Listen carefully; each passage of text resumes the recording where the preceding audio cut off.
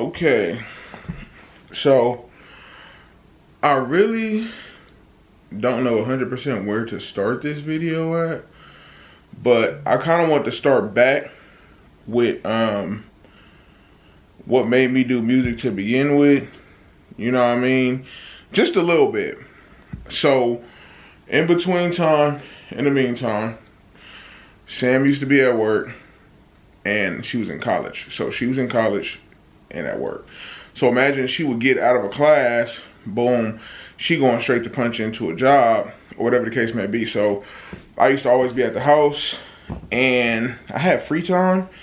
So I used to record. So I was hustling and shit, but you know, in between, everybody know when it comes to hustling, it's not always, you know, shit ain't always booming all the time. So when it's not booming, let me pull this a little closer. When it's not booming, I was just like, fuck it, I'm gonna record. I was recording with a couple of the homies. I ain't mentioning no names on here, but I was recording with a couple of the homies. But, you know, they weren't there every single day, but they were there a lot of times. So when she'd be gone, I'll record music. So the first record I dropped was called, was it Juice on the Floor or In and Out of Lanes? The first real track that I took serious was called In and Out of Lanes. It was on SoundCloud. It was never on major platforms or whatever the case may be, but I dropped that. And, you know, shit was going smooth, whatever the case may be. So as I'm building this career, you know, niggas doing music, hustling, shit's going good for me or whatever the case may be. How do I put it? So shit's going good, we recording, and every day Sam will get home, I would just show her a new song. So I'm like, yeah, listen to this, man, this shit hard. Listen to this shit hard, or whatever the case may be. And, you know, she would tell me, man, that shit fire, bro, drop that. And I'll send it to different other homies, and Swish was one of the homies. And I would send it to him, and he'd be like, man, that shit hard, nigga, you better drop that, you playing like it. And I used to be, you know, on reserve about it, because I was new to music. I didn't really want to, you know, come out as an artist, as you know what I mean, because to me, I was just really hustling. Like, that wasn't my thing. So the artistry of it all came because, like I said, I was bored. Every time everybody kept hearing it, they were saying the shit was hard. So I said, fuck it, and started dropping it. So the career starts to commence. You know, we done did a lot of shit from Tour to Power 106 to, I got invited to people's birthday parties and they cashed me out just to come to their birthday parties and, you know, perform for their kids and shit like that. And this is all like, let me check the date. This is all like, don't judge me because I'm not good at dates. That's exactly why I got my phone.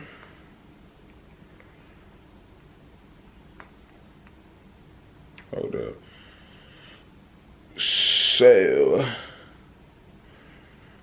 I'm guessing that was, because it's not showing me a timeline, but I'm guessing that was like maybe 2015 or 16, maybe 2016, 17. I don't fucking remember. My time frame is off. But you know what? I'm going to go to a picture that's going to help me remember, you know, exactly when that was. Hold on, let me see. So I can give you guys exact times of like how shit kind of went play by play or however you want to call it. Hold on 1 second. So, the fuck is this name at out here?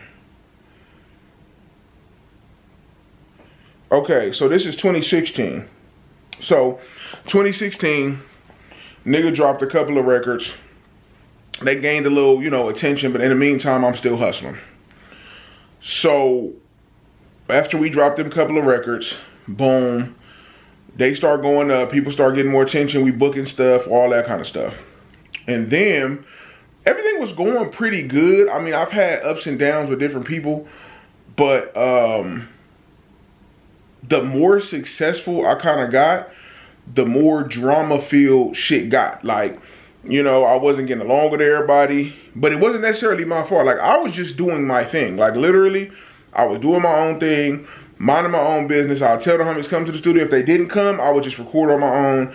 Even when I recorded Brothers, because I recorded Brothers at my house in the living room. All my songs was in the living room for the most part in the beginning. So I would tell people, come to the studio, come to the studio. But if you wouldn't come, fuck it, don't come. I'm gonna just do my shit. And I ended up doing Doe Up.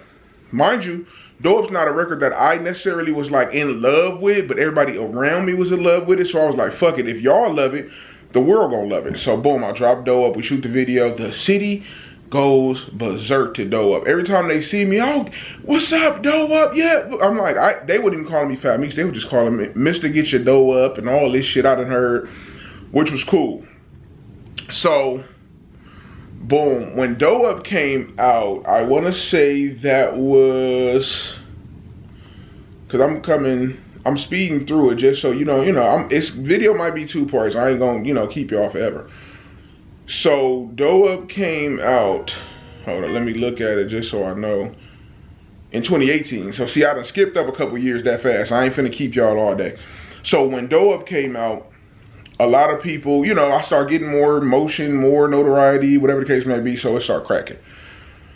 The more I started to crack in music, the more I was getting into it with homies, but it wasn't like,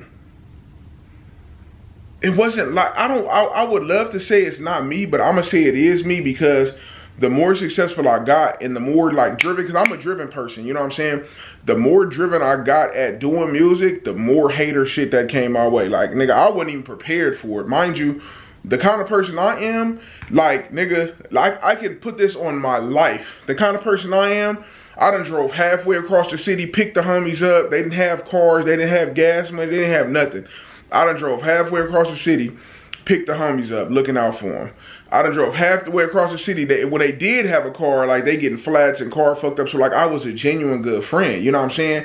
If nigga didn't have 40, 50 bucks, $20, even if it was $20, like, oh, Meech, let me hold a dub till I, woo, man, bro, it's good. Like, it don't matter what it was. I always tried my best to look out. You know what I'm saying?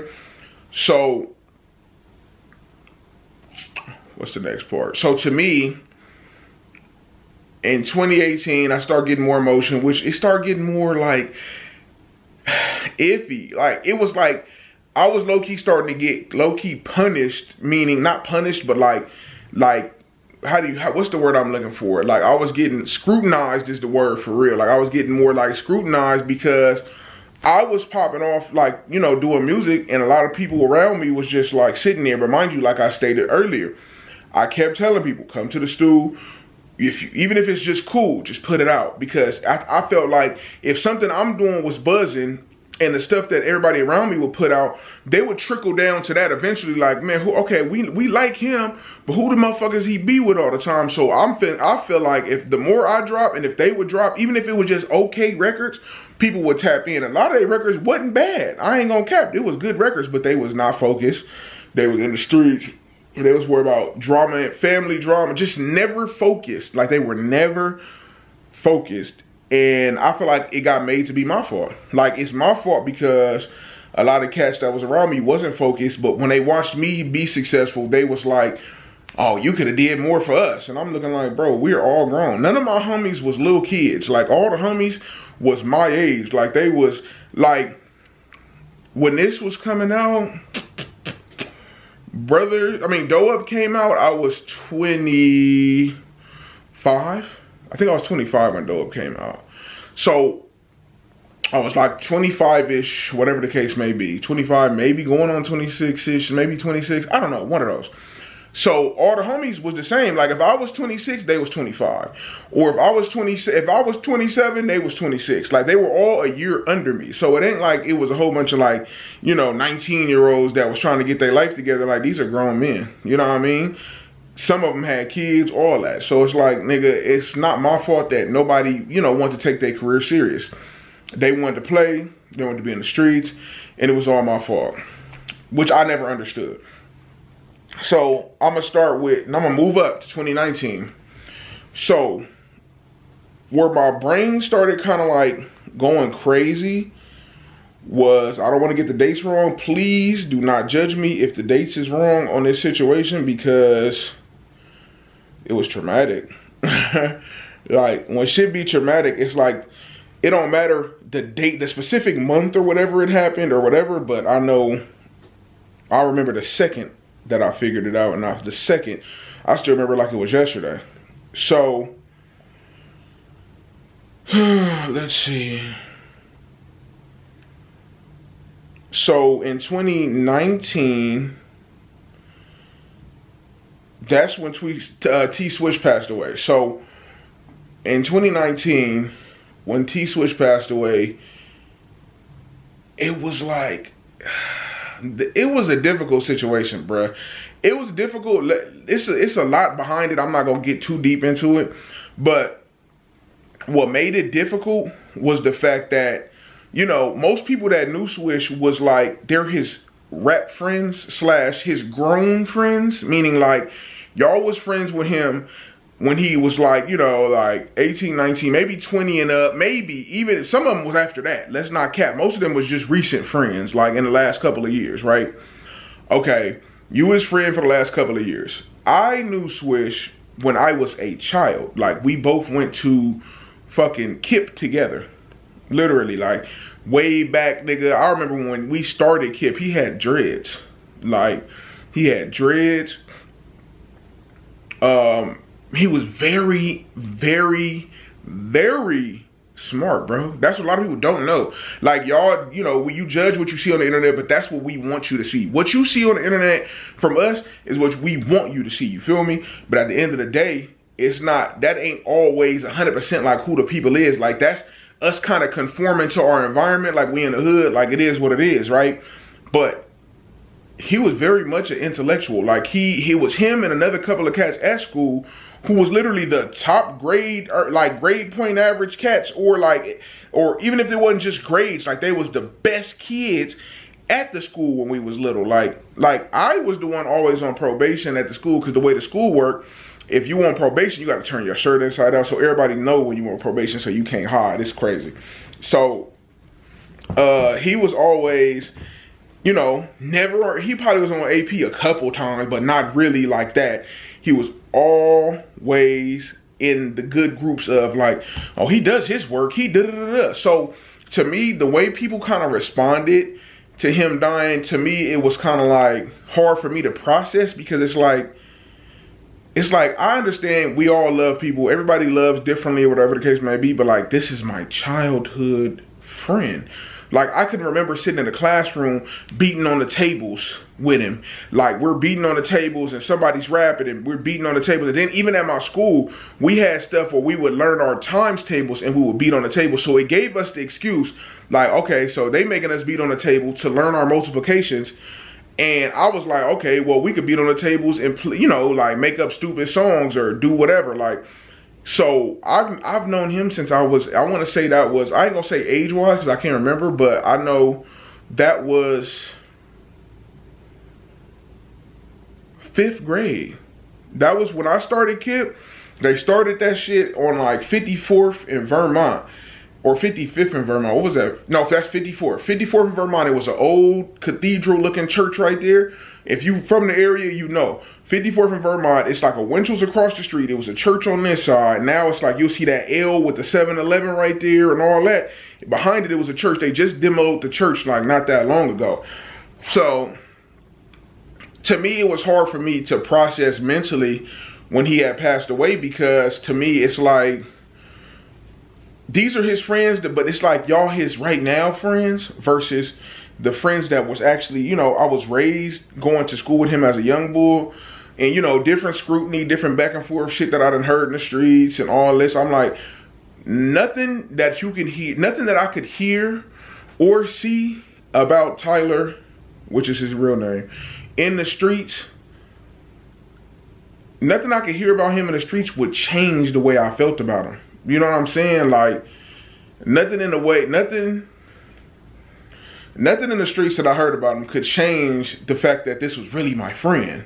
You know, like, so to me, it's like music, no music, we were still friends. I remember when we had first reconnected, because we didn't go to the same high school or nothing like that. When we first reconnected, it was like nigga, where you been? Nigga, I ain't seen you since whoopty whoopty whoop. And it was just like love, like instantly when I ran back into him. And it was even surprising to see him. Like, he had a gang of tattoos. I'm looking like, bro, like, I'm looking at him like, bro, we both went to the same school. I was more on the bad side, but he, you know, it's crazy to see, like, we both ended up some, you know, low-key street niggas. But it's cool, like, but I know for a fact that his principles was there. They might have been deep down, but them principles was there. He was raised right. He's a smart cat. I knew all of that. So, like, me processing him passing, it just never really, I never really processed it right. Like, because I felt like, you know, the people around him was like, yeah, oh yeah, we love him. But it's like, I just don't feel like you loved him like I loved him. You know what I'm saying? Like, but that's just my opinion. I ain't shaming nobody on here. You know, everybody got love for everybody. But this really my homie, fool. Like, nigga, from 5th grade on up, nigga, I remember him, other cats from the school. I don't want to put their names in the videos because they might not want me to put their names in here. Like, you know, when you talk about the internet, niggas don't want to be involved in all this kind of shit. So, but he was one of the only ones I reconnected back with from being, you know, younger. I don't really talk to everybody back from me. Who still talk to people from 5th, 6th grade, you know? So that was early 2019. Not early, but that was 2019, and that was like April. I want to say April, but don't judge me on the April because I could be wrong about the month because it was just a lot, you know? Let me see. July. So July 28th is when I think is when he actually had passed away. So July 28th is when he passed away. And it was rough. Like, dealing with that whole situation was rough. Whatever the case may be. I was still getting booked for shows at the time. I had a performance after he passed away. Like, I think it was Ash Bash and Friends or whatever. And then on top of that, I had obligations to people that I had promised to do records with. So I had to do an album with Rosecrans, and that was for Vic. And they was, what is the name of that song? Well, don't judge me for not knowing the name of the song, but let me make sure, cause I don't want to fuck the song up. I know what it is, you feel me? But I want to give y'all factual shit, not some. I don't want nobody to be able to double back and be like, that's not the song, like, you know. So let me make sure. I know the song is called My Ride. So it's called My Ride, and it was on the Rose Grown album, or whatever the case may be. So this is the cover you would look for if we talking about the record, right? I'm gonna let it focus. So I still had an obligation to them to do the record because I already told them I was gonna do it. I had shows still booked, but it's like, while you have shows booked and shit that you know, technically I've already promised to do records, but I'm going through all of this shit. It's like difficult, bro. It's so difficult. So boom, that's 2019. That's not even all of it because it's gonna get a lot more worse than that. So that's the first part of the music career, me kind of like breezing through, and I'm finna get to the nitty gritty next. Put it like that.